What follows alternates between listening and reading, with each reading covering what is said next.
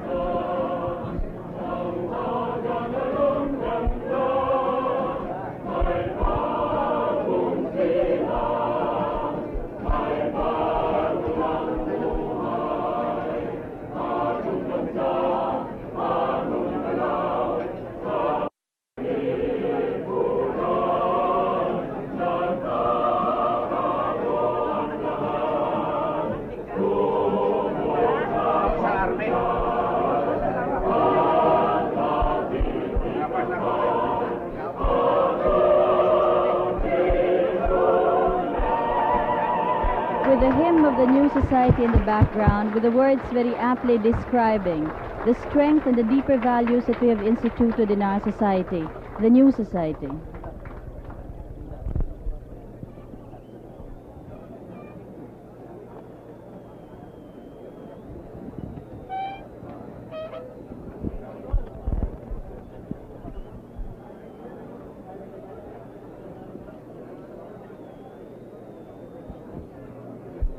Seated with His Excellency President Ferdinand E. Marcos and the First Lady Madam Imelda Romualdez Marcos is the Speaker of the Batasang Pambansa, Minister of National Defense, and the Supreme Court Chief Justice.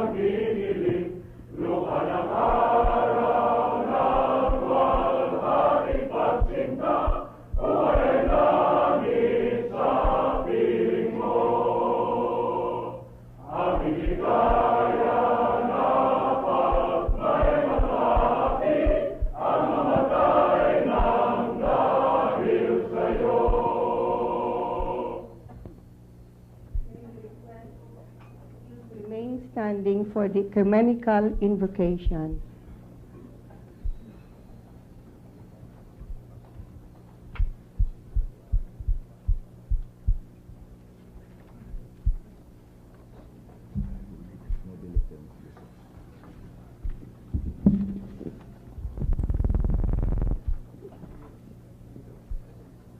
Let us pray.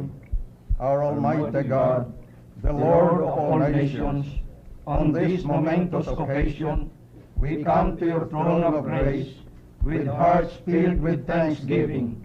We see and experience your unfailing love, even as we look back through the years behind us.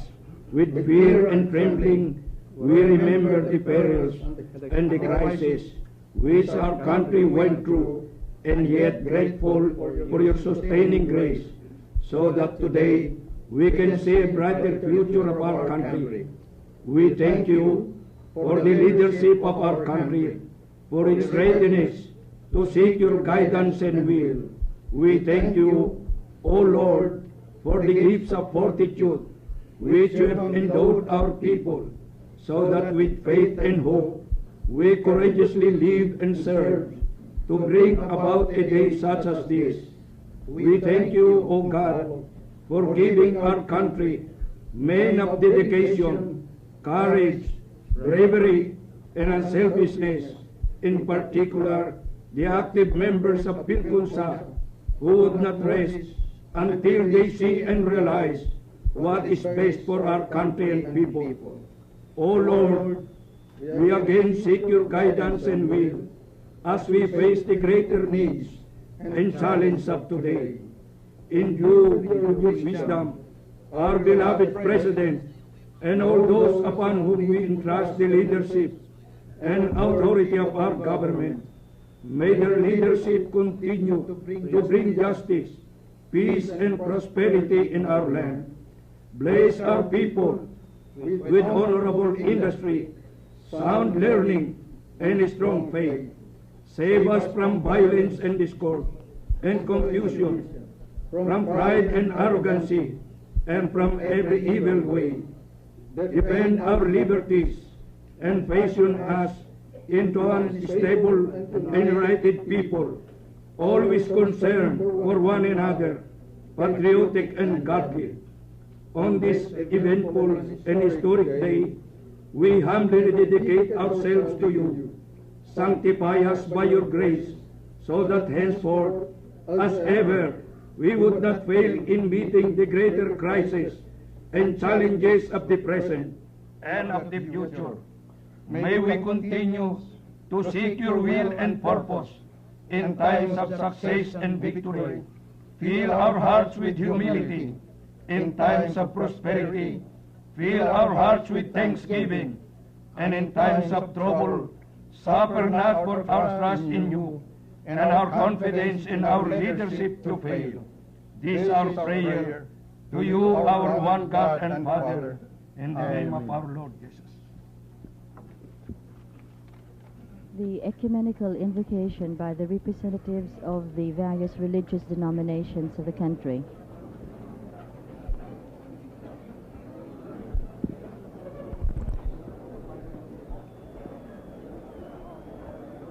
The Honorable Enrique M. Fernando, Chief Justice of the Supreme Court of the Republic of the Philippines and founding member of the Philippine Constitution Association, will give the opening remarks.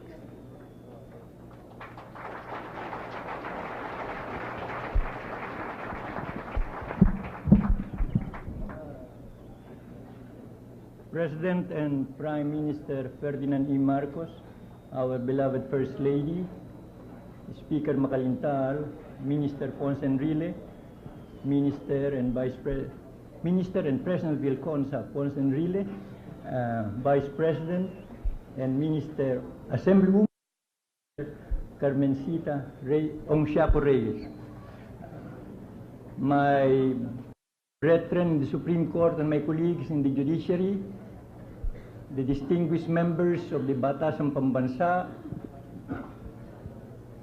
the cabinet members, our distinguished visitors from abroad, as well as the other government officials, and the Pilconsa members, ladies and gentlemen.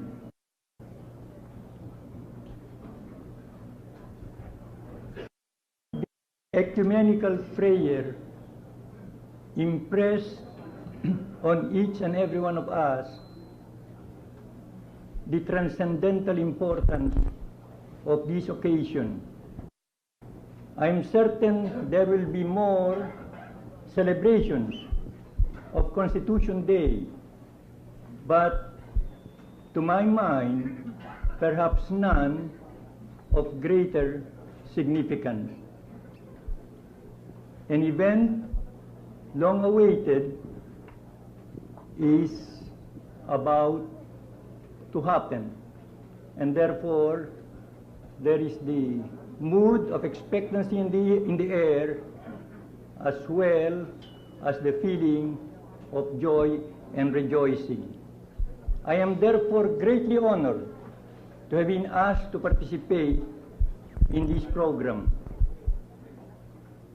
Not that there was any thought of refusal, as the emissary sent is Vice President Carmencita Muxiaco Reyes, whom my wife and I hold in the highest affection. She is the president of the Enrique Q. Fernando Jr. Memorial Foundation, and it was she who gave my late lamented son the opportunity to enter public service as her technical assistant. When she told me, however, that I was one of, according to her, the phrase is one of the founding fathers, although the phrase used here is a founding member, I demurred, because I am reminded of an article by the distinguished Professor Hamilton of Yale in discussing the 1787 Constitutional Convention. According to him, if some delegates of that convention could be called founding fathers, they achieved that distinction by inattention. He called it paternity by inattention. I used that phrase in one of the lectures that I delivered after the approval or after the effectivity of the present Constitution. And I remember in the open forum that followed, one member of the audience let out with the witness. That is the case with some delegates of the Constitutional Convention of 1787, perhaps with some delegates of the 1971 Constitutional Convention, and I apologize because I did not mention them in introduction, included President Sotero H. Laurel. I am certain what I'm going to say does not apply to any of the delegates of the 1971 Constitutional Convention, only those who are present today.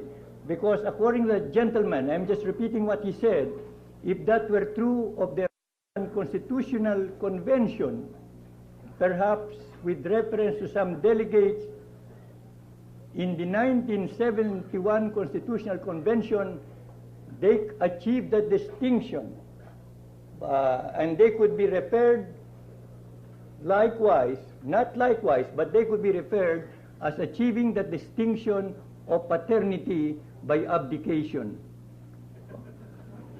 Of course, to me, it was biologically impossible. Paternity by abdication, it seems to be a contradiction in terms, until someone reminded me of test tube babies. It is not unusual, however, really, for scholars in constitutional law, and I understand I was asked to speak primarily as a professor of constitutional law, for some scholars in constitutional law to carry the analogy further. There is an excellent article in the Juridical Review, the inaugural lecture of Professor Mitchell in the University of Edinburgh about the anatomy and pathology of the Constitution. Of course, not anatomy in the usual sense. And I do remember also that at one time, to carry the biological analogy further, a distinguished Brazilian ambassador, I think the name is Oswaldo Aramha, if that is the correct pronunciation, I am not too certain, and I quote from a certain memory, said that a constitution is like a maiden. To flower, it must be violated.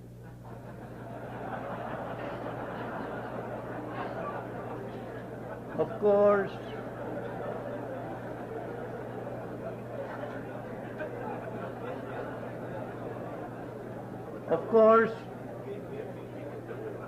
as a professor of constitutional law, and more so as Chief Justice, I certainly do not endorse that sentiment, either in the biological or in the constitutional sense? Now, this second reason why at first I had some hesitancy is because, as I think most lawyers and most laymen know, I was one of the dissenters in the case of Abellana versus Executive Secretary. The decision that declared that there is no more judicial obstacle to the effectivity of the present Constitution. I was responsible for that phrase, as members of the court know, because to me, while there were 4 dissents, the moment we dismissed the case, and under my concept of judicial review, where the people look to the Supreme Court for guidance as to what is the law of the land, and in tribute or partly also to the late Macario Peralta, and I think the President will remember this, who told me, please remember, you in the Supreme Court, that what you're going to say in the Abellana decision will have an effect that will be fraught with peril or with safety to the country. He says, under the Commander-in-Chief clause, we, and he said, he's speaking as a former general, we are bound to obey only the lawful orders of the President as Commander-in-Chief. He said, as you know, well, he called the President Ferdi, because I think at one time they were together. He said, as you know, Ferdi and I have come to the parting of the ways. I am not one of those who voted for him in 1965. I fought his election, but he is the elected President of the Philippines. And I am telling you as an army man that it's important that you make it clear that his decrees, if that is your decision, that his decrees constitute the law of the land and therefore should be obeyed, given full obedience. I mentioned that to the members of the court, and that phrase was inserted there.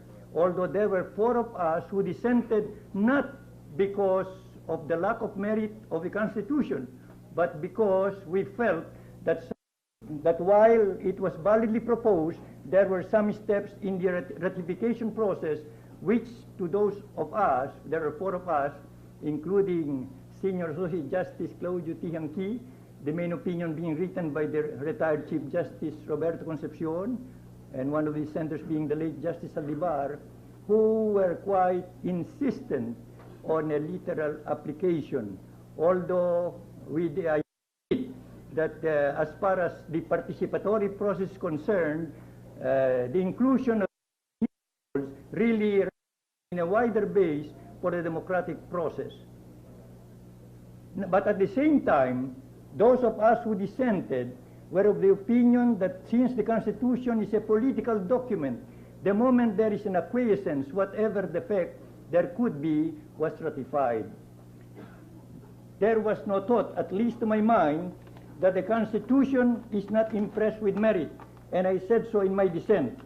So that there will be no inaccuracy, I'm going to read that portion of my dissent. To dissent was a difficult decision to make. It has occasioned deep thought and considerable soul-searching, for there are countervailing considerations that exert a compulsion not easy to resist.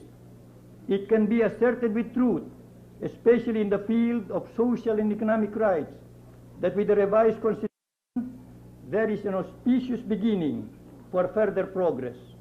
Then, too, it could resolve what appeared to be the deepening contradictions of political life, reducing at times the governmental authority to near impotence and imparting a sense of disillusionment in democratic processes. Because 1970 convention was called a time of days of activism, when people felt that perhaps democracy as such was a failure. It is not too much to say, therefore, that there had indeed been the revision of a fundamental law to vitalize the very values out of which democracy grows. It is one which has all the earmarks of being responsive to the dominant needs of the times. It represents an outlook cognizant of the tensions of the turbulent era that was the present then. That is why for some, what was done represented an act of courage and of faith, coupled with the hope that the solution arrived at is a harbinger of a bright and rosy future. I am no prophet, but I think all of us present here realize that that bright and rosy future has indeed come under the present dispensation and under the present Constitution. For the Constitution is the embodiment of the hopes and the aspirations of a people for a more abundant life for all. It is likewise an expression of their ideal. President Marcos, in his speech before the opening of at the opening of the Constitutional Convention in 1971, I think in June of 1971, referred to it as a testament to reason. The Constitution is likewise a testament to faith in the capacity of a people to live up to its potential, to attain true greatness. And the task is all important. It's a living document. It has to be interpreted time and time again. When necessary, it has to be amended. Although in the language of Justice Cardoso, a constitution states, or ought to state, not the principles for the passing hour, but standards and principles for the expanding future, the events of which are locked up in the scrutable designs of providence. It's unlike a statute which may at the most capture the evanescent mood of the moment or the fugitive exigencies of the hour. In another rhetorical phrase, it is referred to not merely as the imprisonment of the past, but the unfolding of the future, not a printed finality, but a dynamic process. At the same time, a constitution is a product of a historical situation. And again, without quoting by name, I have come across many articles of noted scholars dealing with Europe as an institutions that clear that the national leadership to be entrusted with the task of implementation is a decisive factor in constitution making. So it was in the American Constitution of 1787, the thing that George Washington would be the president. So it was, according to Professor Lenhoff, with the 1871 Constitution of Otto von Bismarck, because I think he knew that he would remain as Chancellor. The Weimar Constitution of 1919, according to, well, an American author, prepared by Professor Freud, had in mind perhaps the socialist president ever, although later on it found out, especially under Article 48, that allows the suspension of fundamental rights, unlike in the present basic law of the German Constitution that makes clear fundamental rights cannot be suspended, which is the case in the Philippine Constitution, except for the privilege of the writ of habeas corpus and only under the circumstances therein enumerated. The man to whom the fate of the country is to be entrusted, the leadership, it has to be taken into account. That is true, even more true, of the 1958 Constitution of France. It was President de Gaulle that the Constitution was drafted according to his wishes. We don't have to go far afield. I think in India they had in mind the late Premier Nehru. Well, in the Philippines, in 1935, the Constitution was framed, and I've heard this often and very often from some of its framers who were my professors and who gave me the opportunity of learning further constitutional. Men like the late Jose P. Laurel, Claro M. Recto, Manuel Briones, kind of that distinguished group, that they had President Quezon in mind as the leader to implement the Constitution. In the 1973 Constitution, I think there was no doubt to whom the mantle of leadership has fallen and to whom it was likely to remain. So we are indeed fortunate that at the helm is President Ferdinand E. Marcos with the intensity of his commitment to the ideal of the rule of law, his unwavering concern to see to it that the society we have, of course, as stressed so very often by the First Lady, should be a truly compassionate society. And with his determination, which will carry us far because of his well-known decisiveness, that his mission as the leader of the government is to see that our dreams do not fade and our vision does not die. Thank you very much.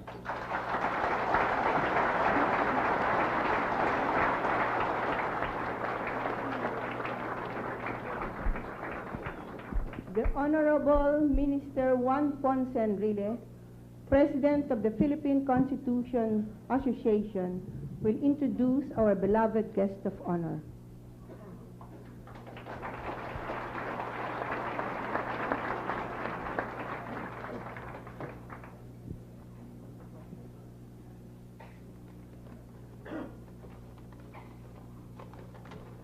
Madam First Lady, Mrs. Imelda Romualdez Marcos,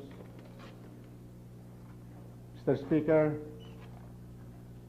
Mrs. Macalintal, Mr. Chief Justice, Madam, Your Excellencies of the Diplomatic Corps, my colleagues in the Batasan Pambansa,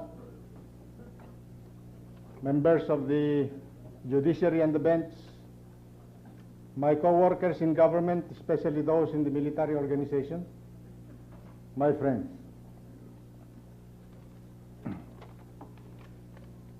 I deeply acknowledge this rare privilege of introducing our distinguished guest of honor and speaker. My entire career in the public service has been spent under his leadership. I've seen him work as chief executive, as a statesman, and as commander-in-chief of the Armed Forces of the Philippines, especially at a most crucial period in our history. I shall not speak of the qualities of his leadership or his achievements as the leader of the Filipino people. These qualities of leadership and these achievements are best left to the judgment of history. Permit me, however, to say that beyond all his achievements, beyond all that he has done to keep our nation peaceful, secure, and progressive, he has brought honor and dignity not only to his office, but to the entire Republic by his deep and abiding respect for the Constitution, the highest law of the land. For indeed, under his leadership, the Philippine Constitution has found the fullest expression as an instrument for reform, for public order, and for social justice. It was the Constitution which ordained the proclamation of martial law and the birth of a new order. And it is the same Constitution which now provides the framework for the transition to normalcy and the promise of a greater Philippine society. It is for this that it gives me the highest honor and the great pleasure as President of the Philippine Constitution Association to present to all of you our fellow constitutionalist and friend, His Excellency President Ferdinand E. Marcos.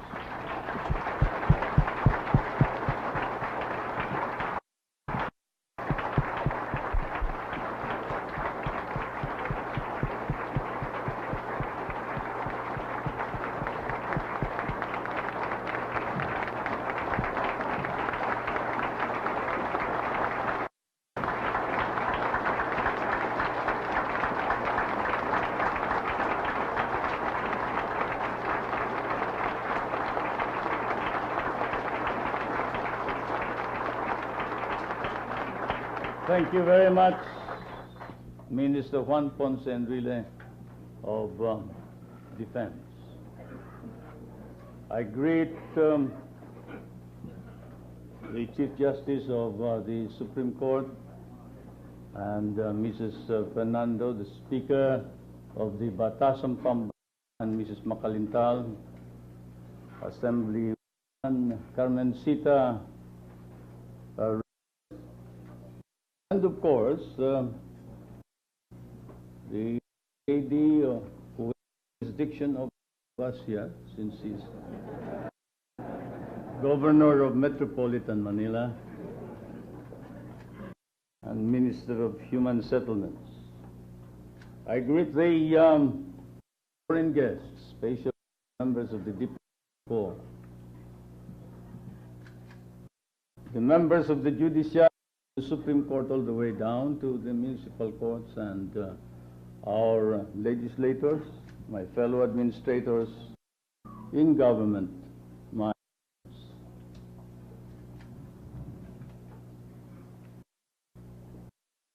history summons us once to an encounter with destiny.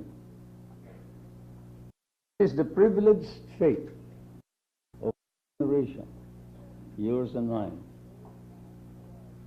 that it has been called twice by that same history to serve. Life and honor in the hour of crisis and the hour of need. The first time, of course, was when we had a war on our own making, in order to defend our country. The second time was when we had to impose on ourselves 8 years and 4 days, less than 4 months, of a martial discipline in order to save the Republic. Today we are privileged once again. We have another encounter with destiny. The magnitude of this moment necessarily brings us back to the very first crisis in the life of our people, when nearly a century ago our forebears in Pugadlawin, Tirad Pass, in Kawit, in Malolos, offered their lives, their happiness, and most valuable of all, their sacred honor to a quest that we pursue to this very day, the great quest for a new society. This was and has ever been the Filipino dream, a dream of a new order of national existence, a dream thwarted for close to a century. We have had 100 years of solitude, a century of alienation from one another, 100 years of humiliation and distorted values. And so it was that 8 years ago, the consequences fell upon us. A social order in which the privileged of the few were enjoyed over the degradation of the many.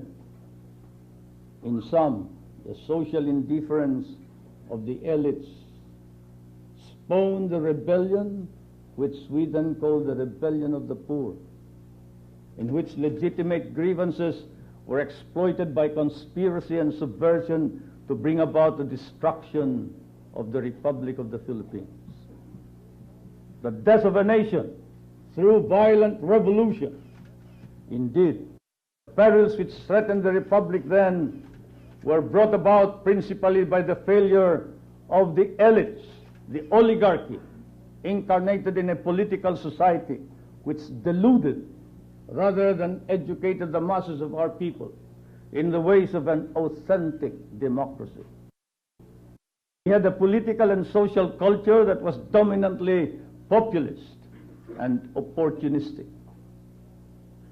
History has shown to us how societies are saved and regenerated in various ways. In the few years, the kings curbed the excesses of the ruling barons, or vice versa. At other times, checked the abuses of kings. Still in other periods, governments protected the common good against the rapaciousness of the ruling class. An example from recent memory was President Franklin Delano Roosevelt's proclamation of the New Deal. Essentially, this was what we have since called the revolution from the center, which bought time for our people so that they could muster the strength to stem the tide of turmoil and rediscover their solidarity. The old Constitution, colonial it was, approved by an alien power as it was, nevertheless provided the legal and peaceful means for this quiet revolution. We were to have cherished and protected it, and we now have a new charter whose ratification we celebrate today, which we must cherish all the more, for it is our very own, for it brings together a new system, a new policy, and the resurgent spirit of a new people. There are those who would denigrate this Constitution. I am afraid they live in the past of their lost glories, a past when the freedom and the happiness of a few were held up as the freedom and the happiness of the many. It was a night or of a remembered greatness, shall we say. I am moved to recall how 16 years ago I appealed for the support of our people with an invitation to greatness. 7 years later, the gravest peril was upon us, menacing our lives and freedom, the freedom of generations yet to come.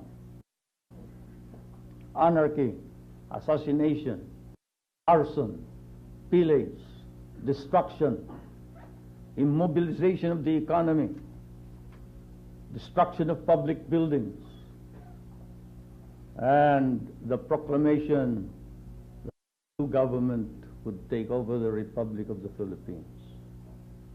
I saw that crisis as the test of Filipino greatness, and I was elated that our people shared my vision. That crisis, my friends and my countrymen, is far from over, but we have proven ourselves in the past 8 years to be equal to any such crisis. To be sure, it had been necessary, imperative, to resort to the discipline of martial law, to summon the military to its sworn duty to defend and protect the Republic. But as events showed, contrary to our detractors, Cassandric warnings, our armed forces performed honorably and well. In accordance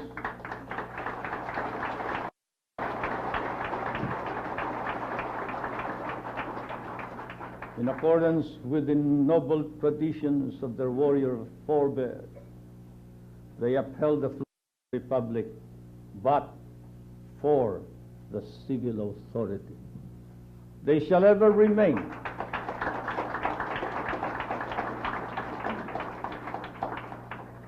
as a model, as an example that shall be set up if in days to come after this the Republic should ever stumble once again. Our people will ask, how did the military of that decade of the 70s, how did these noble warriors and soldiers conduct themselves in those crucial days? And they shall point to you as the heroes whose lives they must emulate.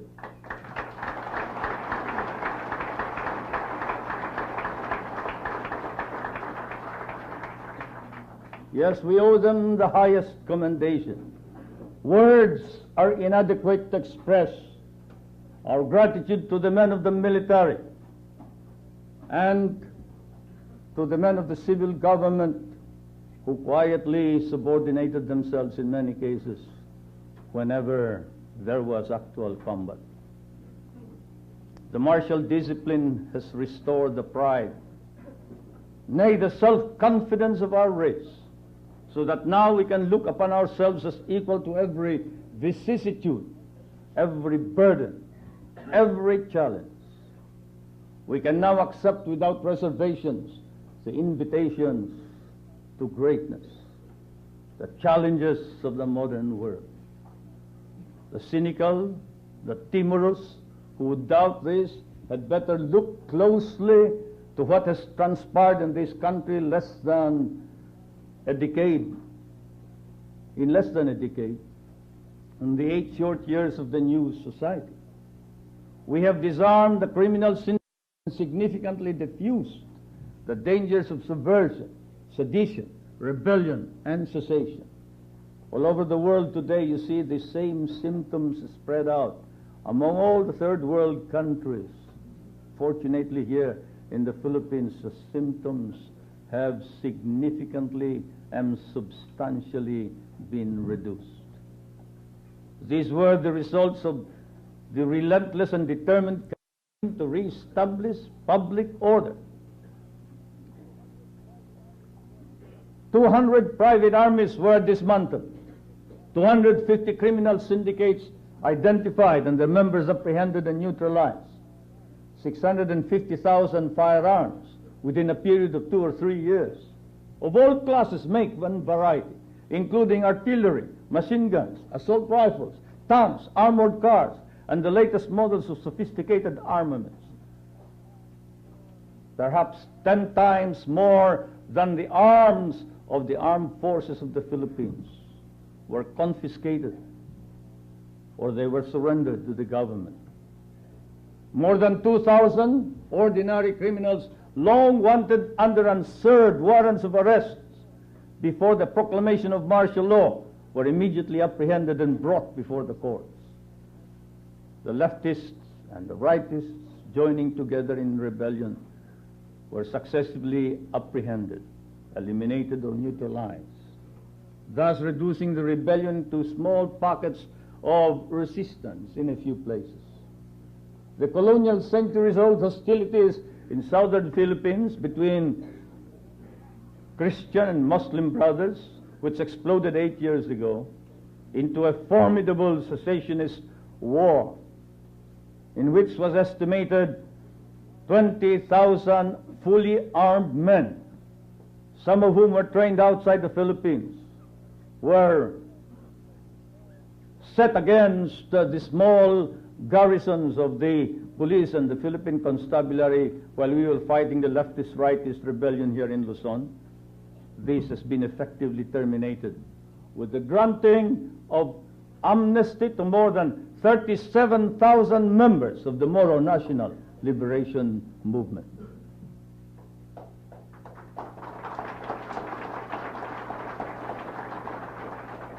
This, plus the establishment of the 2 autonomous governments in Regions 9 and 12, effectively terminates that movement.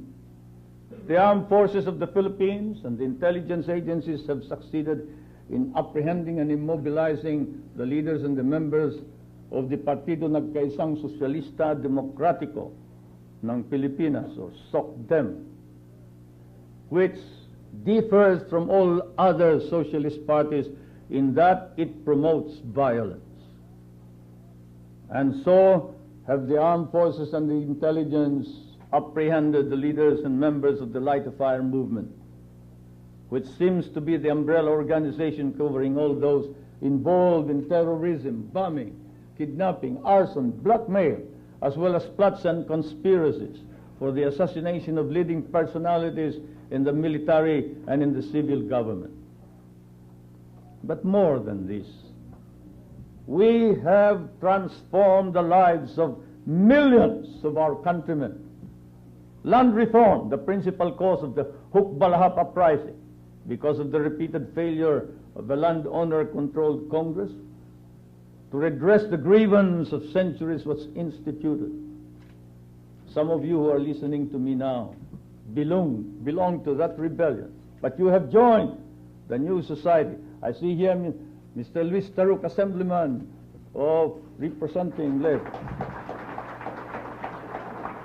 I see many of the rebels from the south attending here.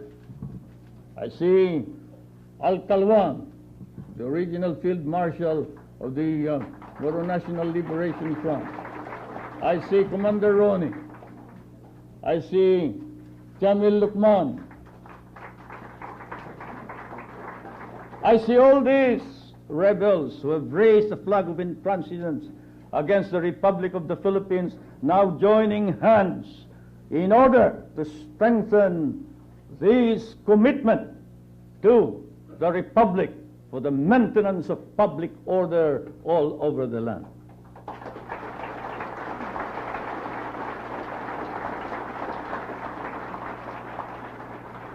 And why did the Hukbalahap's join hands with the government?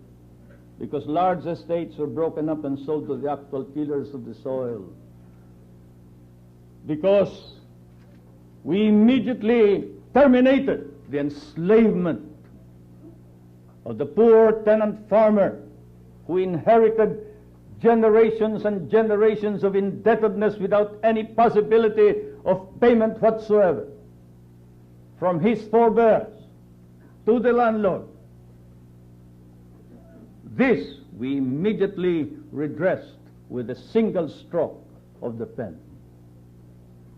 A new labor code was promulgated, providing, among others, the joining together of management and labor with government, a tripartite conference for the settlement of issues and thus assuring industrial peace to allow economic growth.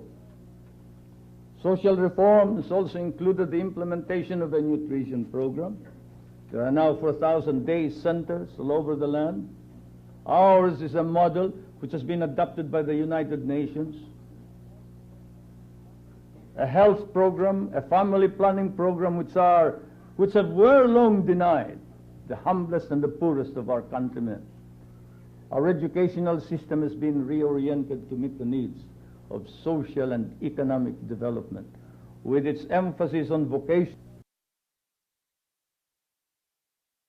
existence through scientific research, where before there was nothing but rhetoric and charlatanism.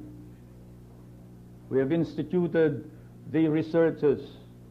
We have created an institute of plant breeding and created exotic varieties of plants that bid well to increase our harvest. And now we have started an institute of microbiology which shall utilize the new science of recombinant DNA. In the administration of justice, which again caused the rebellion of the poor in our old society, we have assured our people expeditious, inexpensive, and democratic justice with the organization of barangay courts. The interim Batasan Pambansa is in the process of reorganizing the judicial system of government with the participation of the Supreme Court, with the aim in view of eliminating delays, bottlenecks, and clogged dockets in the courts, as well as the elimination of its unworthy members, few as they may be.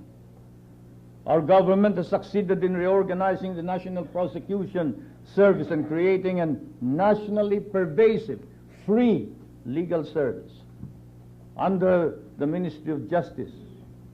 We thus give substance to that constitutional and moral mandate that every man shall be entitled to his day in court. The political transformation, above all, assures us of a truly democratic system. The organization of the barangays has brought about an explosion of political participation, as evidenced by the militancy of its members and by the participation of 23 million voters, whereas before in 1969 there were only 8 million voters. I place my fervent hopes on the barangays and on the Sangguniang.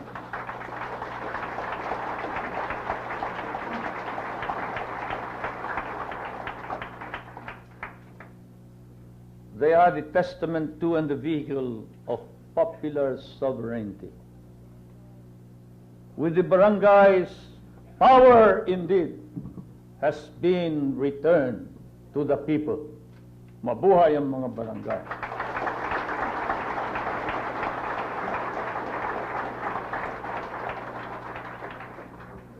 The last 8 years have also mobilized the energies of the Filipino for economic health in his society. And I believe we have yet to demonstrate. We have demonstrated our capacities fully. Let us look at some of the data and statistics with your permission. I shall be sure the gross national product increased from 55,526,000,000 pesos in 1972 to 192,911,000,000 in 1979 at 1972 constant prices, or 269,781,000,000 pesos at current prices.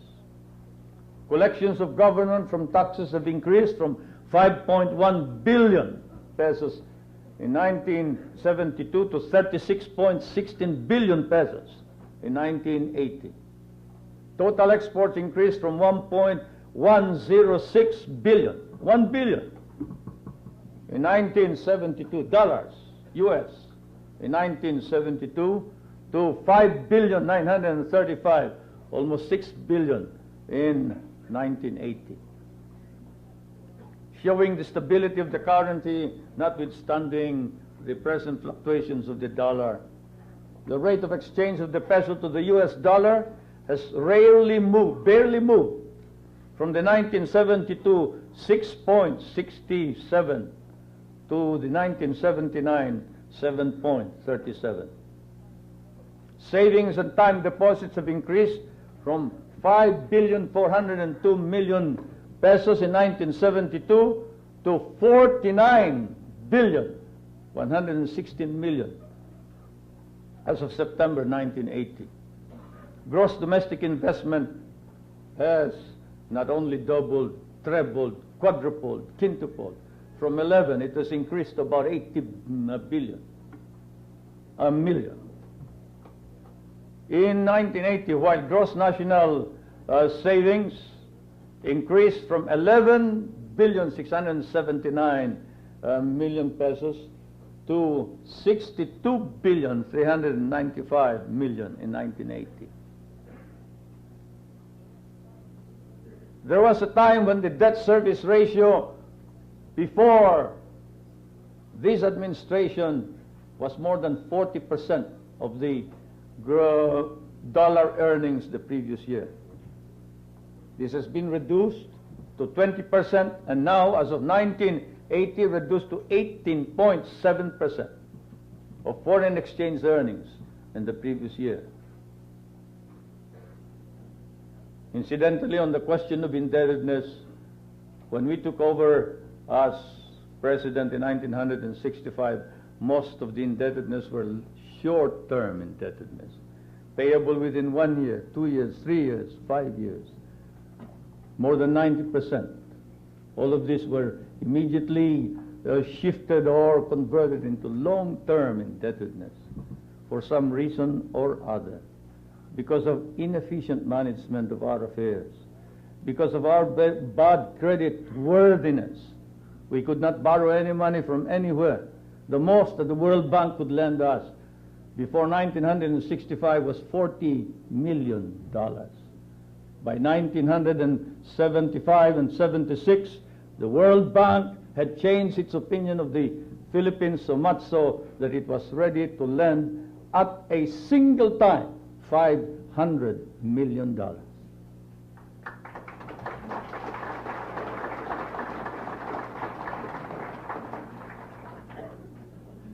But most of these borrowings did not go to government. They went into productive enterprise. The borrowings of government do not go to pay for salaries or what we in government called ordinary or current expenditures, housekeeping, salaries of officers and employees, as well as furniture, equipment. No. On the current budget, there is always a surplus. Since 1965 to the present, there has always been a surplus in the current budget of the Republic of the Philippines. We have borrowed. Yes, we have borrowed, but only for purposes of productive enterprise. These are the self-paying and self-regenerating enterprises which we must support. And incidentally, nobody lends you money if you cannot give a counterpart. The least counterpart that is required is about 50% of the entire cost of the project. Now let's go to international reserves. International reserves were increased from practically zero in 1965. The statistics say $282 million were left in the central bank. When I asked the central bank, however, I was told that our commitments exceeded $300 million. And therefore, we did not have enough foreign exchange to pay our indebtedness as of 1965. The foreign exchange reserves were practically zero. And today, how much are the foreign exchange reserves? Today, we have $3.1 billion in the central bank as the foreign exchange reserves of the Republic of the Philippines.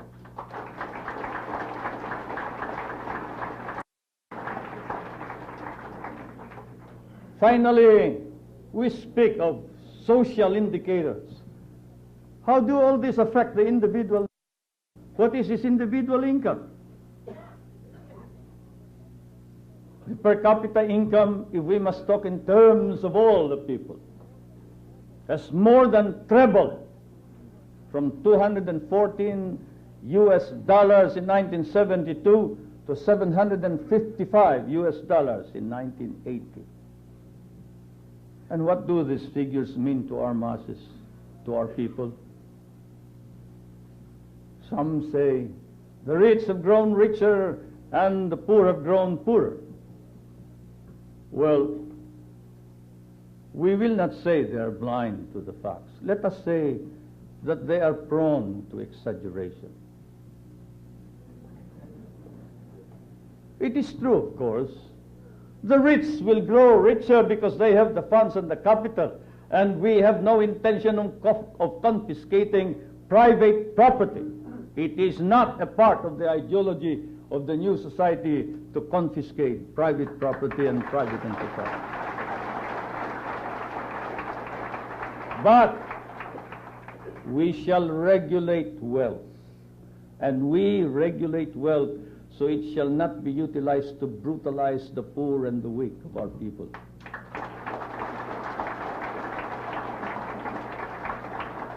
And thus it is that the rich must pay heavier taxes. It is said that we have been easy on the rich with respect to taxes. This is not true. We increased the corporate tax very recently by 5%.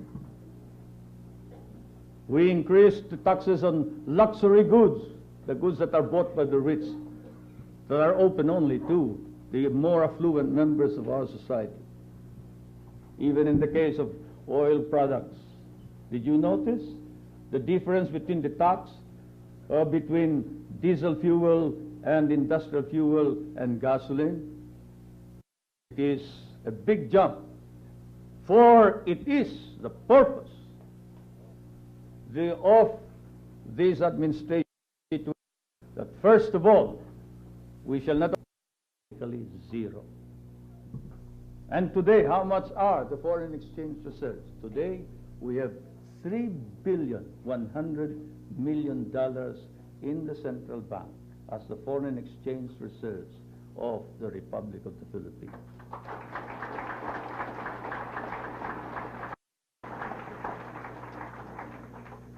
Finally, we speak of social indicators. How do all this affect the individual income? The per capita income, if we must talk all the people, has more than trebled from $214 US in 1992 to $755 US in 80. And what do these figures mean to our masses, to our people? Some say the rich have grown richer and the poor have grown. Well, let's say they are blind. Let us say that they are prone to exaggeration. It is true, of course. They will grow richer because they have the funds and the capital, and we have no intention of confiscating private. It is not part of the ideology of the new society to confiscate private. But we need wealth, and we need wealth so it shall not be utilized to brutalize the poor and the weak of our people.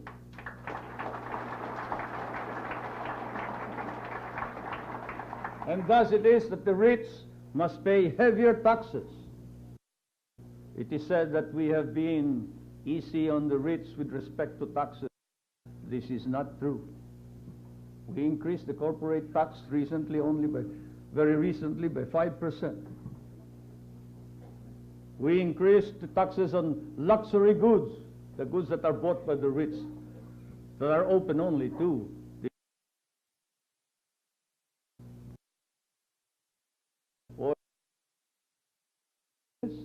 the difference between fuel, gasoline. It is a big jump, for it is the purpose of this administration to situate, first of all, not only regulate wealth, we shall ask those who are capable and those who participate in harvesting the rewards of a progressive society to contribute what is just and proper to the maintenance of our republic.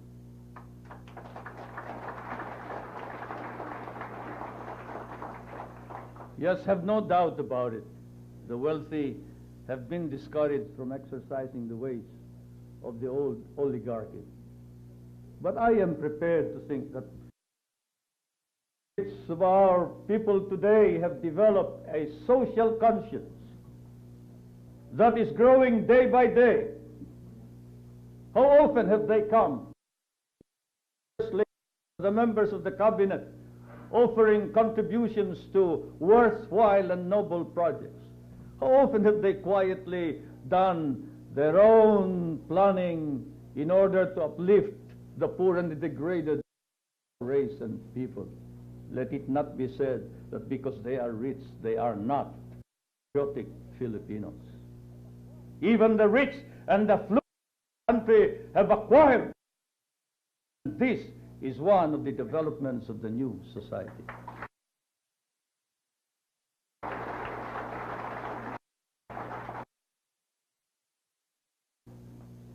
Now let's this as to the distribution. Who cannot that this is a new world altogether, and that income is now seeping into all classes of people. In 1972, the percentage of families with incomes 1,999 pesos and below was 24.3%. In 1979, this had been reduced to 11.2%, or by more than. Let's go to the top. The families with incomes of 30,000 and more. In 1972, there were only 5% of them of the entire population. Now, today, there are more than twice that. there are 12.8% of those who have this high income. And considering that almost all of these families that I speak of live in the rural areas, the new society is set to effectively change the standard of living of the Filipino masses.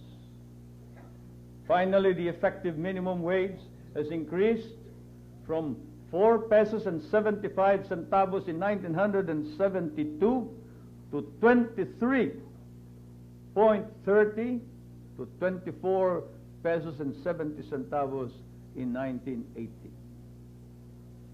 Along with these political, economic, and social transformations, we must count the newly won prestige in the family of nations. Yes, the president of the Philconsa, Minister Juan Ponsen, really referred to the new prestige, the new standard of our country in the United forums of the third world, and we have normalized relations with socialized countries. Before this, and even to China, to the socialist countries of Eastern Europe, we limited ourselves to what is considered to be the pillars of the free world, and thus penalized ourselves and our products, for our markets were limited. The Philippines is now heard in the Council of Nations because it speaks with its own voice. An independent foreign policy is the hallmark of the Philippine Foreign Service. We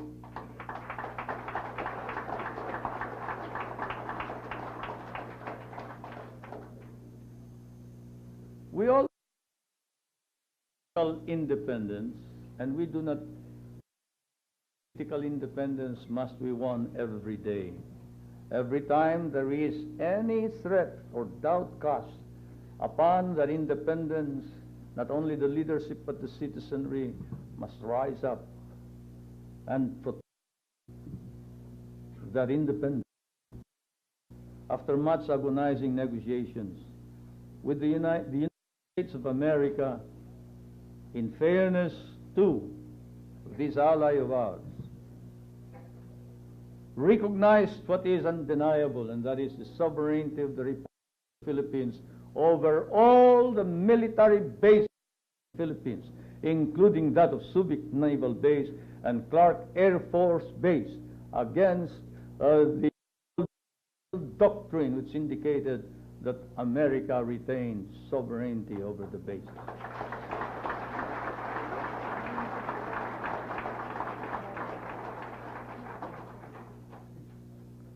Because of our martial interlude, our defense establishment and our armed forces have quietly established a self-reliant defense posture.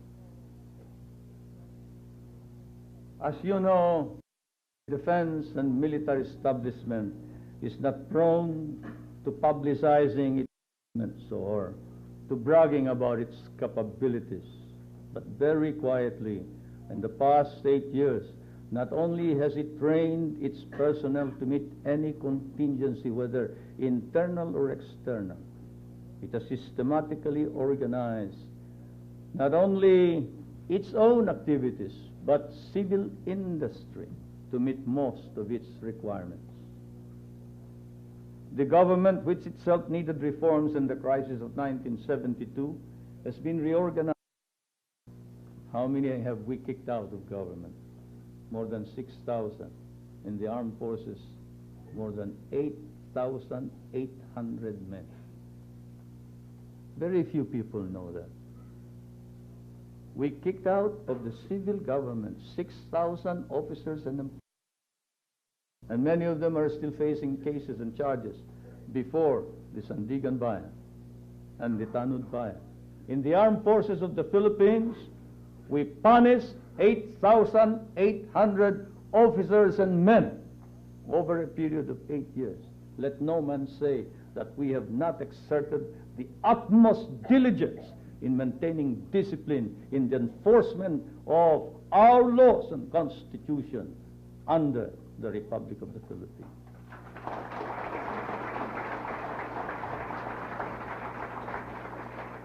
Yes, we have eliminated the undesirable elements, and we will continue the campaign against corruption through the establishment of the Tanud Bayan, which, as you know, is the Ombudsman, and the Sandigan Bayan, which you know is the court for corruption cases. We are now actually engaged in identifying the corrupt government officials and functionaries. Conscious of the hardships ahead, therefore, we have embarked also on an effort to upgrade the civil service.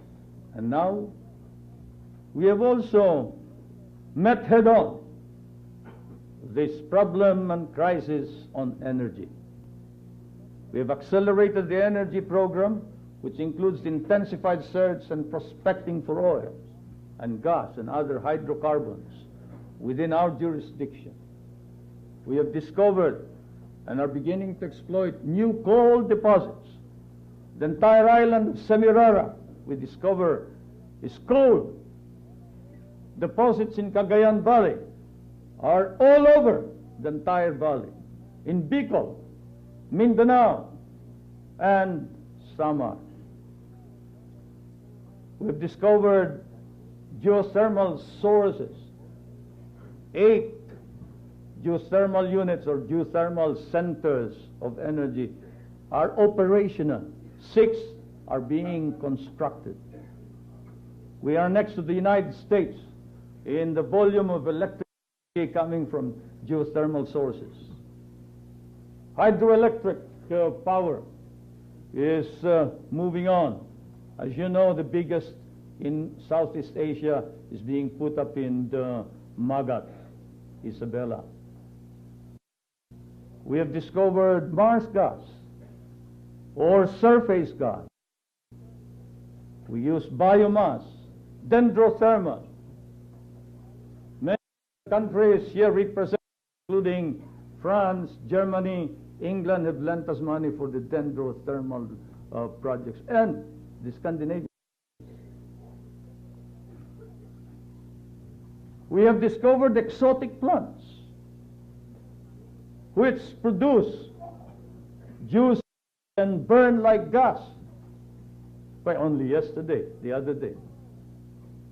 The hunger, which I know since boyhood, the fruit of a vine in Ifugao, was brought back. We pressed the fruit, and out came the juice, and we lighted it like gas. You go all over the land. There are many plants from which we can draw gas. There are conventional, indigenous, and renewable sources of energy which we must tap, and we shall tap.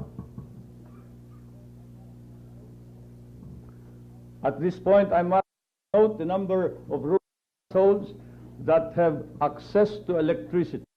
In 1972, 76,000 households had access to rural electricity. Today, there are 1 million households that have rural electricity.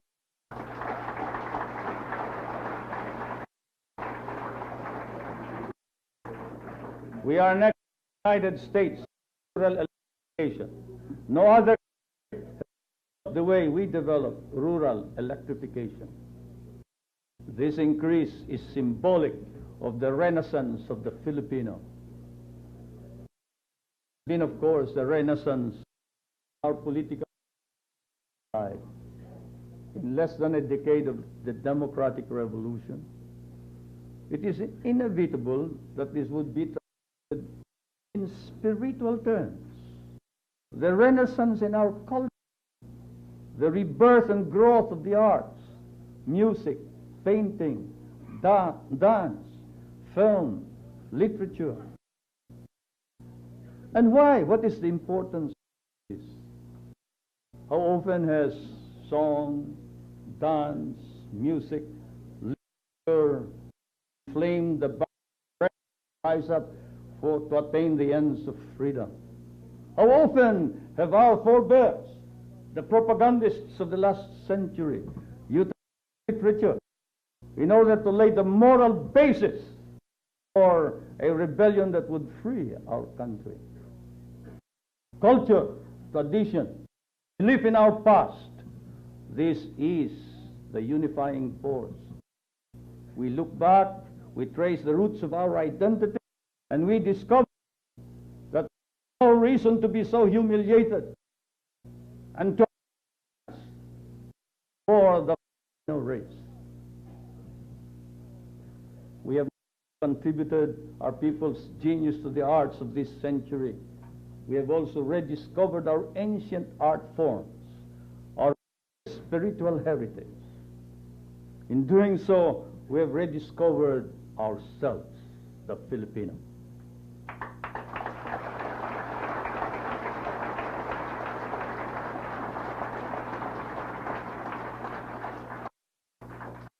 The Filipino reclaimed itself, and this is only the beginning. The last 8 years, what could be achieved through discipline. The 80s will dramatize to us what can be achieved through self or inner discipline. Our wise men of the last century, one, the essential thing is not to win battles. The essential thing is to win the internal revolution. The revolution within one's, our minds. For in the end, the transformation of a society means the transformation of man. It's man. Thus, from this day on, we must be conscious and heed the invitation to greatness. National greatness, as we all know, means two things. Militancy of a concerned citizen and the social commitment of a responsible elite, especially the intellectual elite. Let me repeat that. We shall need two things, the two weapons, as we move forward from this day on. The militancy of a concerned and enthusiastic citizen, and at the same time, the commitment of a motivated elite, especially the intellectual elite of our country.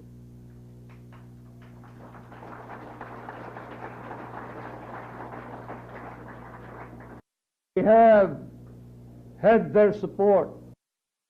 We need this more than ever now. I call upon all of you. I call upon the local executives, military men who was saying, raise them above those who have not gone. Wide and deep professional men. We have the highest world in relation to population. Elite we must draw, who would be the leaders of our country in the next generation. Martial necessity has passed. It has, yes, and served well the purpose of man's beleaguered. Cannot go on. Must mature, grow from outer discipline into, and so it is that, as I promised all judgment. Of September 23, 1907, when I announced the proclamation of martial law, which had been signed before. With your support, myself, my life, and my family's life and honor, judgment of history, that when the time came when I must or we must end martial law, and that time could be seen then, I am the first to move in the termination of martial law.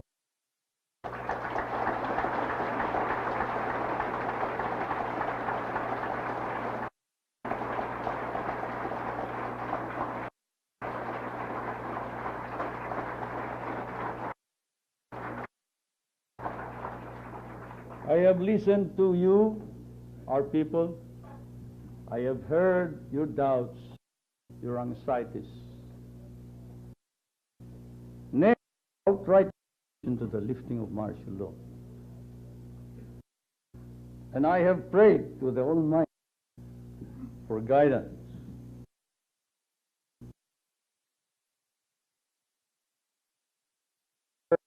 Judgment souls that I terminate martial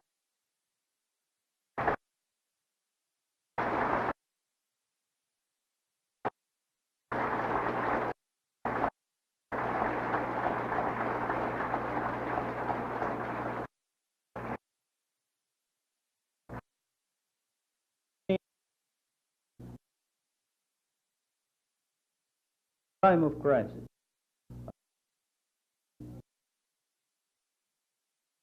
The many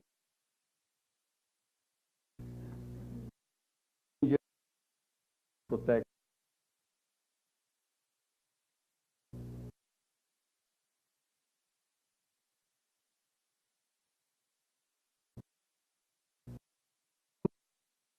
well then. Now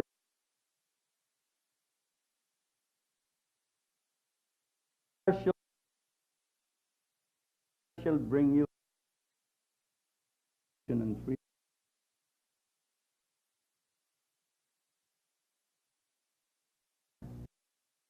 Trust in this mark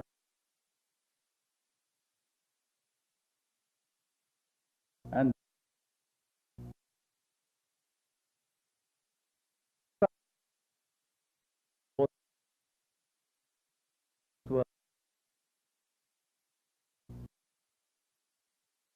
sits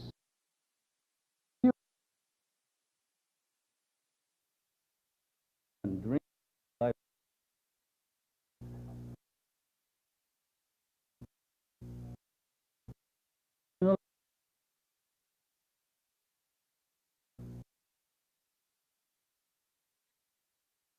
Undoubtedly. But we could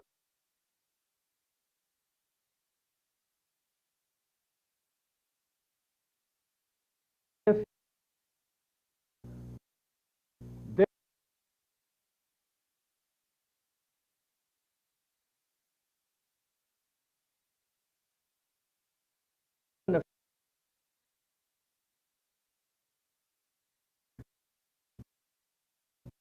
characteristically, we were all haunted guerrillero, fighting elusive in the hills. For that was many of us landed where? For heaven. Yet notwithstanding, one had to present the stern face of a leader, the dominating of, and at the time resolutely promise to each other, if necessary, we would go mountains, and if necessary, losing battles with a smile in our lips.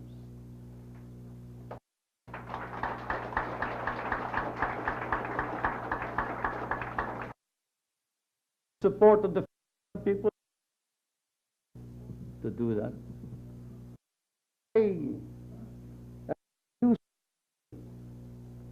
Spontaneous unanimity upon of martial law, you could hear the sigh of relief all over the land, from the north to the south, from the east to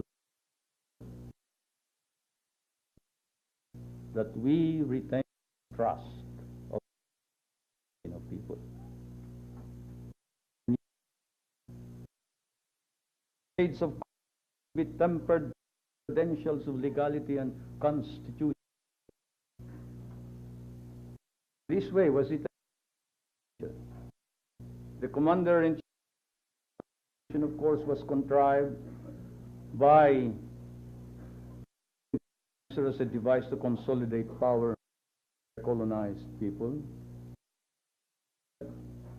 Those who drafted the commander-in-chief provision never dreamt it would be used instead by an arrogant people who lost self-respect, dignity, and honor.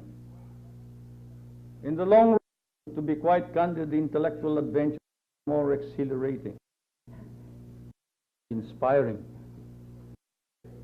Only the observer will realize that the table had been turned, and the legal weapon in the dark past that was used to browbeat our people down to their knees in submission to alien authority had been captured from the enemy through ingenuity and by some miracle of self-assertion, and used to attain the noble dreams of our people.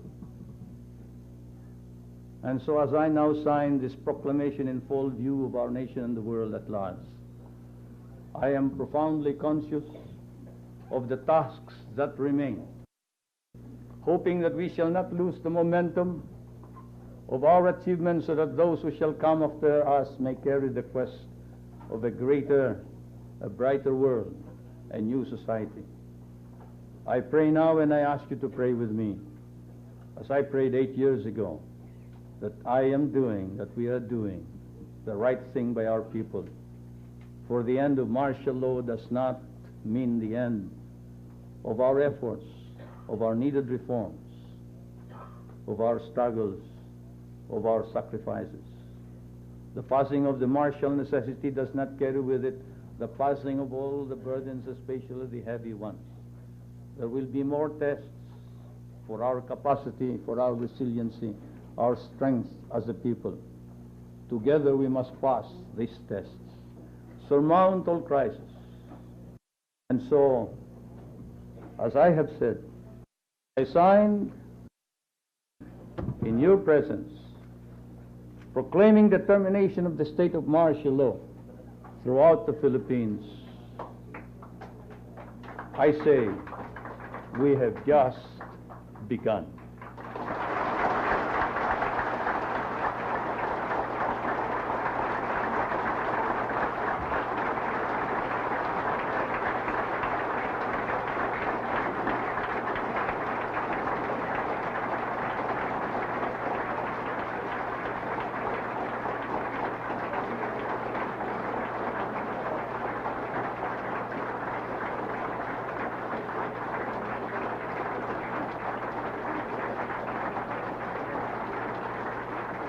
I will now read the dispositive portion of this decree.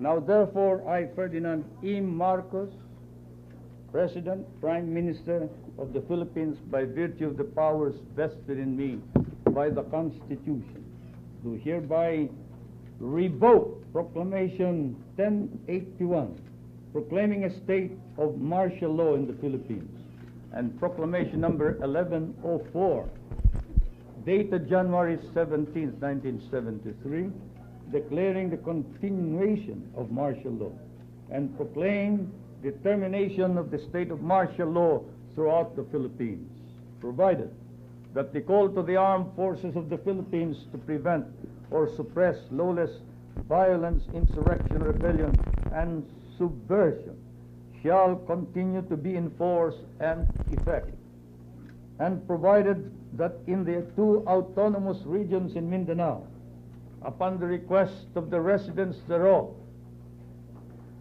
the suspension of the privilege of the writ of habeas corpus shall continue, and in all other places the suspension of the privilege of the writ shall also continue with respect to persons at present detained, as well as others who may hereafter be similarly detained for the crimes of insurrection or rebellion, subversion, conspiracy, or proposal to commit such crimes, and for all other crimes and offenses committed by them in furtherance or in the occasion thereof, or incident thereof, or in connection therewith. General Order Number 8 is also hereby revoked, and the military tribunals created pursuant thereto are hereby dissolved.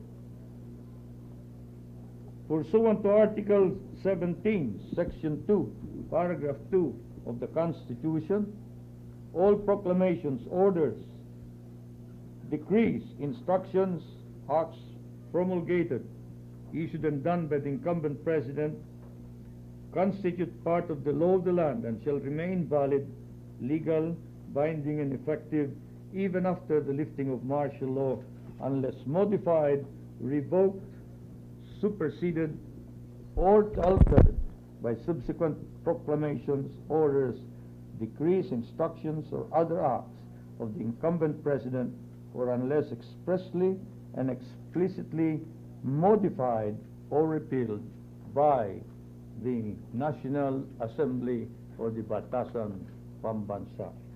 In witness hereof, I have set my hand and caused the seal of the Republic to be affixed on the 17th day of January 1981. Thank you.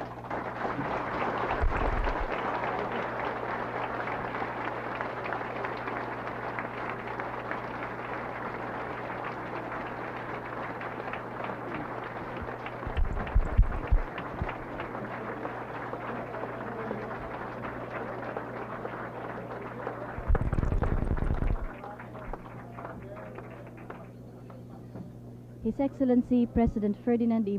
signing the proclamation lifting the state of martial law throughout the Philippines. A day of history as we also commemorate the celebration of the ratification of the Constitution.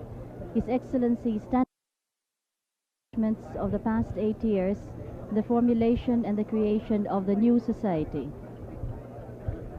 At the same time, the entire Filipino people stands with pride with him, as he himself has initiated this great leadership and this great vision to make the Filipino nation and the Filipino truly great.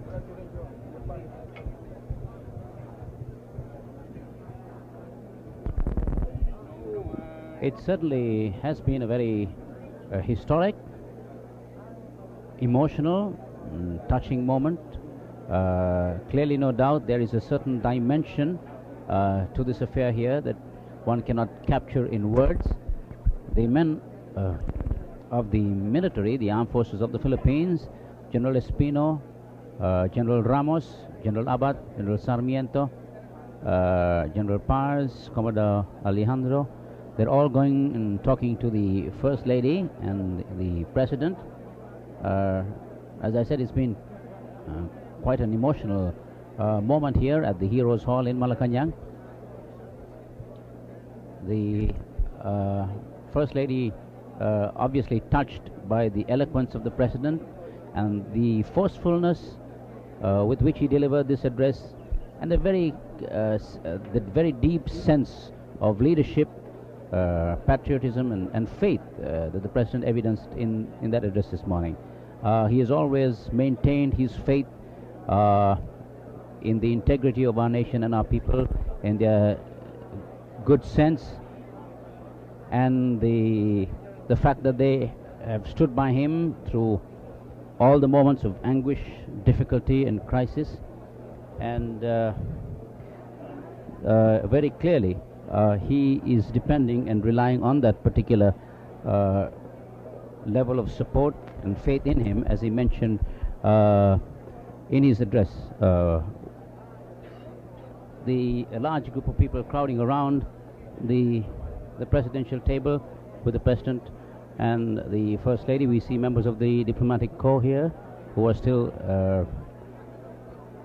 gathered at the Heroes Hall. None of them have made any effort to move. I see Ambassador Murphy here, and the Honorable Indonesian Ambassador, His Excellency the Ambassador of Indonesia, First Lady and the President here, Speaker Makalintal, the members of the Cabinet, members of the Armed Forces of the Philippines, gracious First Lady, Minister Enrile now in conversation with the President.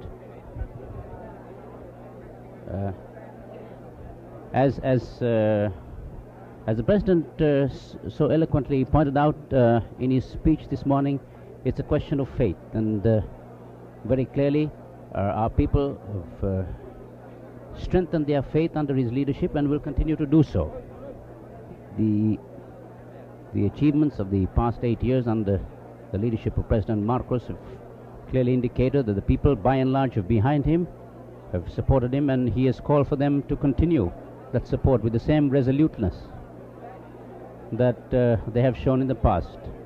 The challenge indeed is perhaps a new one, new challenges,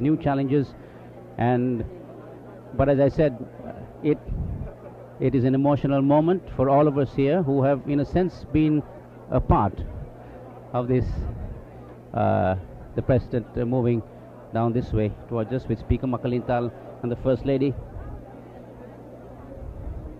Yes, sir. Congratulations, Mr. President. Tremendous speech, and the faith of our people will be with you. I hope that they maintain the trust that they have reposed in the political leadership. You have always you've always acted with dignity and with the interest of our people as your first consideration, Mr. President, and we know you will continue to do so. Thank you. Thank you for your generous words. Thank you very much, Mr. President. Ma'am, it was an emotional moment for all of us, but I think you must be proud with the faith, the courage, and the vision of this man. Yes, this is truly a very historical, momentous, and happy occasion. For we can all be happy to say that this is we have achieved a prideful level of in the redemption of our identity, dignity, and humanity as a people. And this tribute is not only for the President, but for each and every Filipino who has really achieved all of this. To them, from the bottom of my heart, a deep, full appreciation and gratitude. Thank you. Thank you very much. Thank you very much. Mr. Chief Justice? Mr. Chief Justice, sir. Can we have a word from you, Mr. Chief Justice? In the midst of this large crowd that gather around the First Lady as she moves away from... Mr. Speaker, you're going to be on our program tonight at 9:30. Yes, 9:30, Channel 4, that's in Bohol Avenue. Right, we'll discuss the full implications of this. Okay. Mr. Chief Justice? Well, I made the opening remarks. I made clear the significance of the occasion, and certainly I think the whole country joins the President in rejoicing at this turn of events. And I'm sure that under his leadership, the problems that some could foresee would not eventuate. Thank you very much, Mr. Chief Justice. We were speaking to the Honorable Chief Justice of the Supreme Court, Enrique Fernando. Rita? I think it is with a great sense of pride that everybody who has gathered here this morning at the Heroes Hall here in Malacanang truly feel identified with the President. This decision to lift martial law on this day, coinciding with the celebration of the ratification of the Constitution of 1973, speaks indeed highly of the leadership of this nation and of the Filipino people as a whole.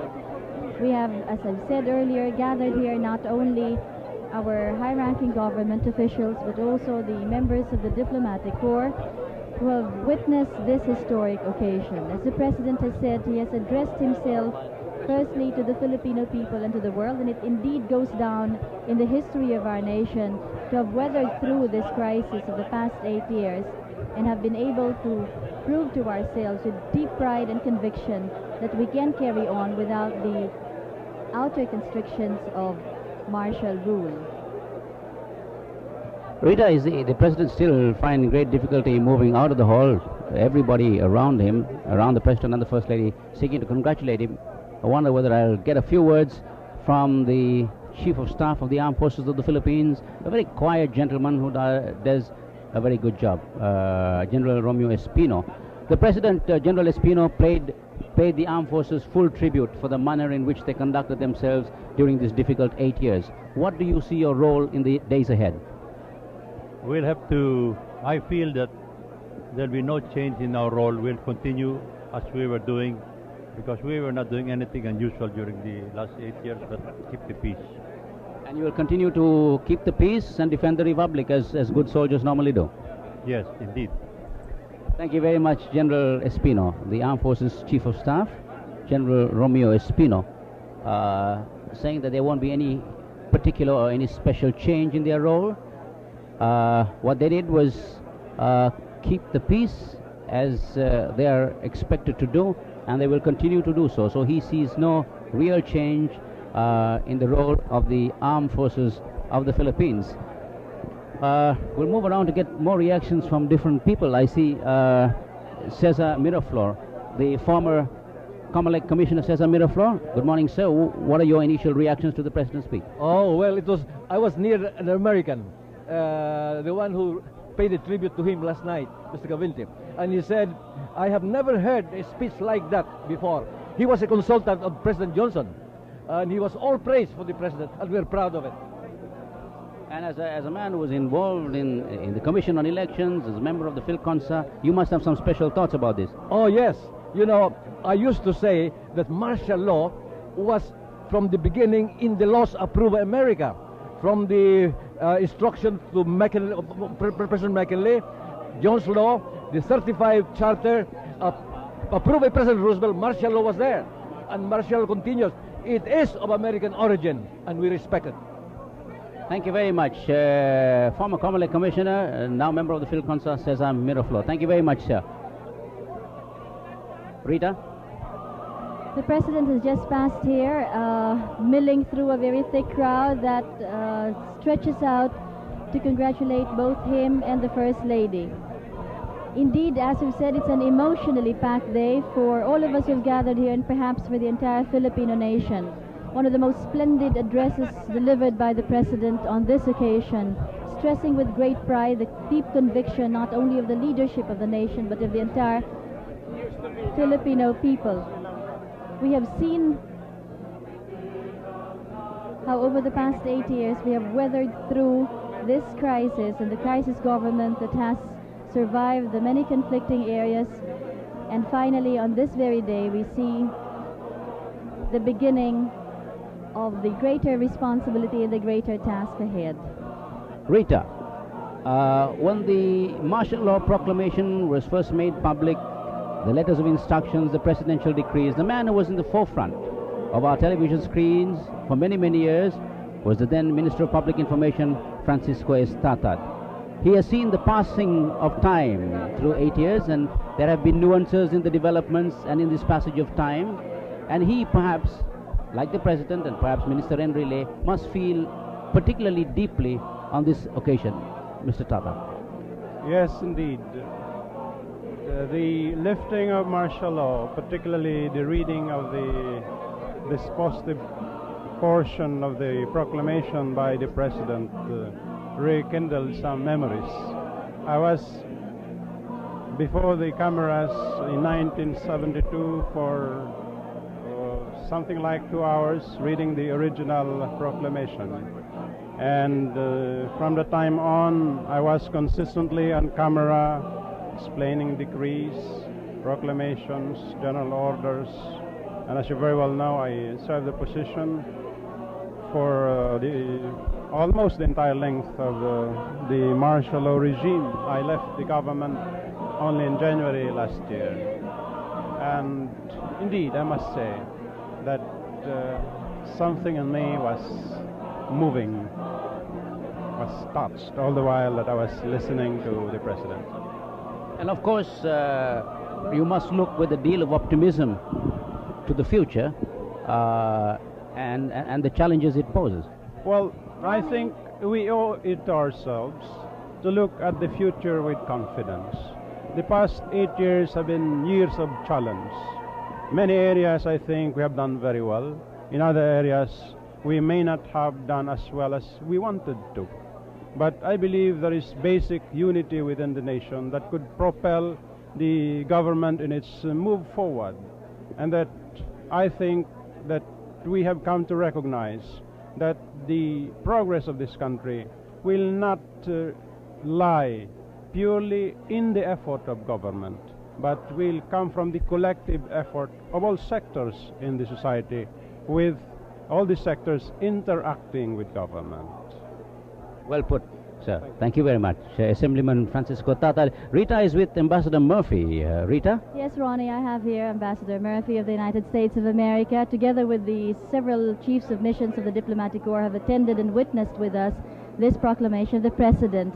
And perhaps we can get a reaction from the Ambassador on the address made by the President and his proclamation to lift martial law.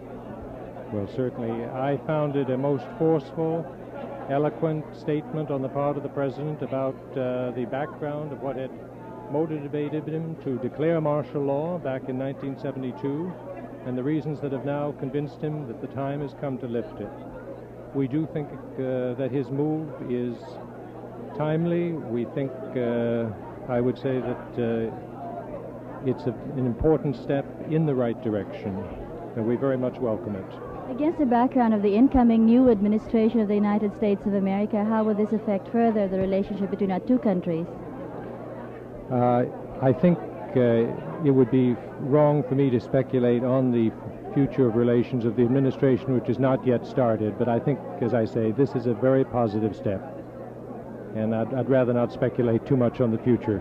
Thank you very much, Ambassador Richard Murphy of the United States of America. As we've said, the President did indeed has stressed the importance of this occasion, and of course the strength that we have as far as foreign policies are concerned. Ronnie? Yes.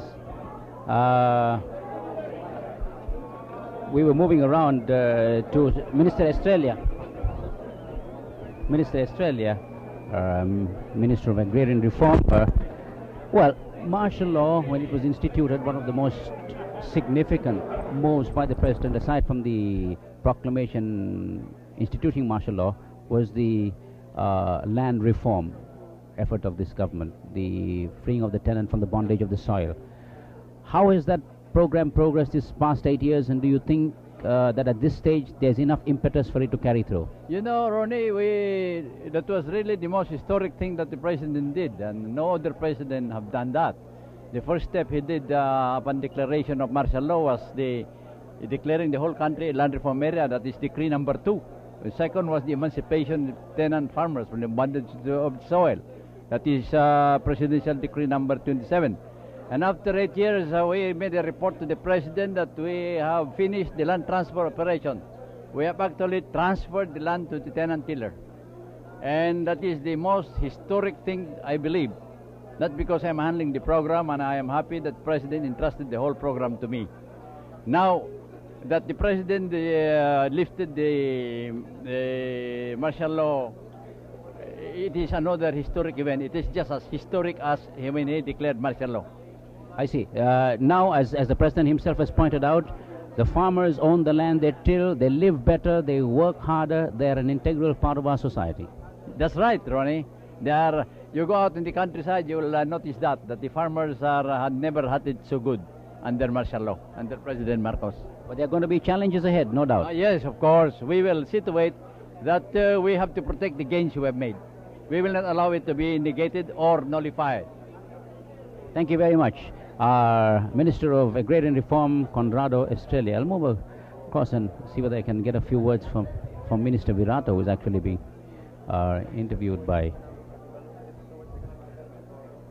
As some people fear economic bankruptcy.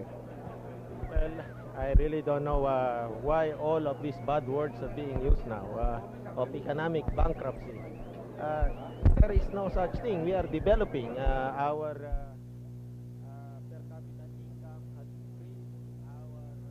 Our improvements in the Philippines have increased. The number of enterprises, we have many more people. The market at large.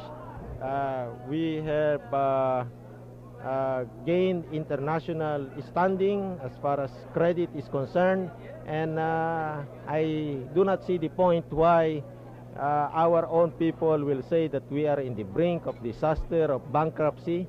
I think we should be more positive in outlook rather than detract from the main effort to continue building our country.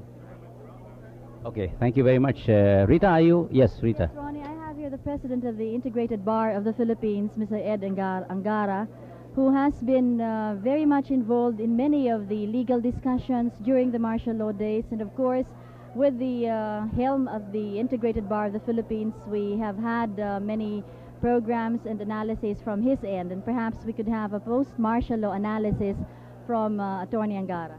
Well, I think it's a tremendous boost, because first of all, it leaves a very heavy psychological burden on the minds of the ordinary citizen. Now I think the ordinary average citizen can feel that he can air or raise any legitimate grievance he has in dealing with government agencies. I think that's in general the biggest positive post-martial law lifting effect. The other, to me, depends really on two key institutions. One is the batasan and the other is the media. I think the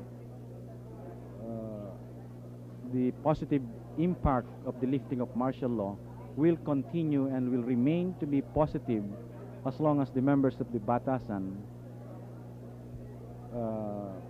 continue to be responsible and see their role to be constructive and positive. On the other hand, I also see that media or the press is a key institution in a post-martial law society, because the press and parliament are mood indicators of the society. They set the mood of the citizen and the business climate. So depending on how the two key institutions conduct themselves in a post-martial law society, I think will depend whether the lifting is positive or negative.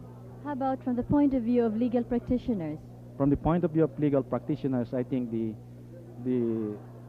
maybe the timidity and the reluctance to question the legality or the propriety of certain governmental action will vanish, maybe not overnight, but slowly. Well, thank you very much, Ed, the president of the Integrated Bar of the Philippines, Attorney Eduardo Angara, with some analysis and reactions coming from his end. Ronnie? I'm actually waiting to talk to Assemblyman Emmanuel Pelaez, who's just given me a sign that he's going to come over, because we'd like to talk to Assemblyman Pelaez about the very real role that the Batasang Pambansa will now have to play in the scheme of things. President Marcos himself indicated in his address that a great deal of responsibility will rest with the Batasang Pambansa, the Legislative Assembly, that has now taken upon itself the burden of all legislation. Prior to the lifting of martial law, the President was empowered to legislate on his own through presidential decrees, letters of instructions, and so on. Now that burden, that heavy task, has been transferred to the Batasang Pambansa, and we'll see how gentlemen like Emmanuel Pelaez will respond to this challenge, sir. The television interrogator. Sir, thank you. The question is now, the President has given the Batasan Pambansa a challenge and a great responsibility. How must and how will this Assembly respond to that challenge and this responsibility?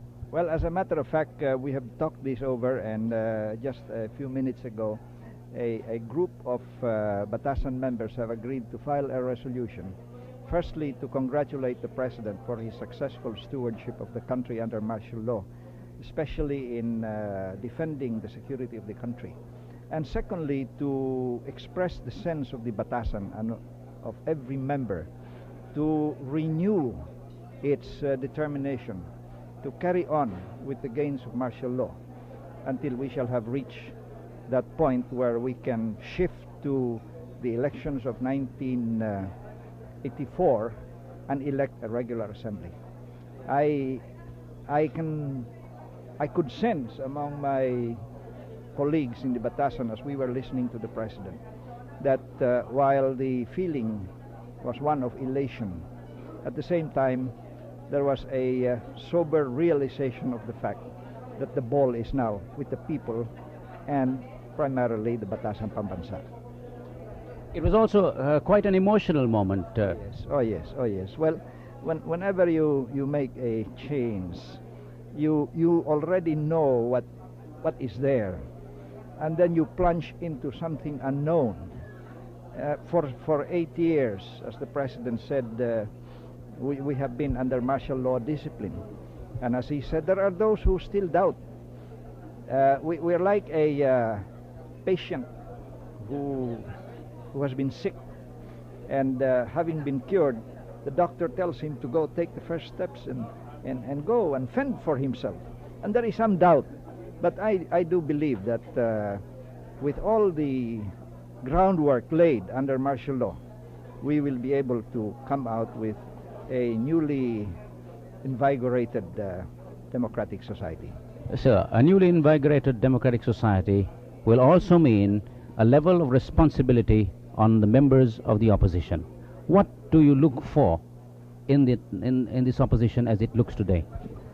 Well, I think they are beginning in the first place to collect their wits. I mean, I have been reading their platform, and frankly, I don't think it is a platform that has much substance.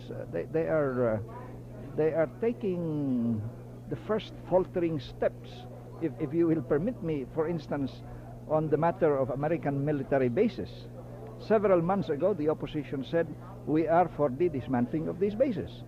Now, 2 or 3 days ago, when the UNIDO came out with its platform, it said, the people must decide whether these bases should be there or not. Now, where do they stand? But I do hope that they'll be able to come together, and with the fears that they had of martial law, now a thing of the past, I do hope that they can come together with a responsible platform and challenge the premises of the policies of the administration. I also hope that we will avoid the recrimination, the bitterness, the backbiting, and what the President said, the scandalous debate in the past, because all of us will be losers. So I am very much encouraged by what happened today, and I have every faith that the Filipino people will take hold of themselves and take the reins of government, which is the essence of democracy. Thank you very much, Assemblyman Emmanuel Pelaez. Thank you very much, sir. Rita? We have had a series of brief interviews here with several officials and civilians who have given us their reactions and observations on the lifting of the proclamation of martial law throughout the country. And perhaps indeed we can see that replicated throughout the country are various reactions from the 48 million Filipinos affected by this proclamation to lift martial law throughout the country. It has been stressed that media indeed plays a very sensitive and a very important role as far as transmitting these effects are concerned, and of course in this manner we at Maharlika Broadcasting System feel with pride, together with the rest of the Filipino people, to have been able to cover this event live to you and to the rest of the nation. Well put, Rita. I think that this has been an emotional moment in a sense for all of us.